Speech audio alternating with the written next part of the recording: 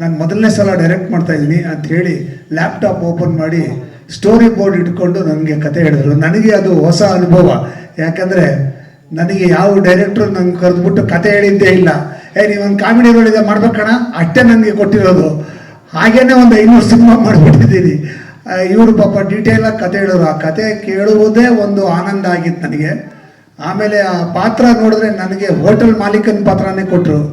So ಆ ಹೋಟ್ಲಲ್ಲಿ ಇವರಿಬ್ಬರ ಪ್ರೀತಿಗೆ ಬೇಸಿಗೆ ಹಾಕುವಂಥ ಕೆಲಸ ನನ್ನದಾಗಿರುತ್ತೆ ಅಂತ ಒಂದು ಪಾತ್ರವನ್ನು ಕೊಟ್ಟರು.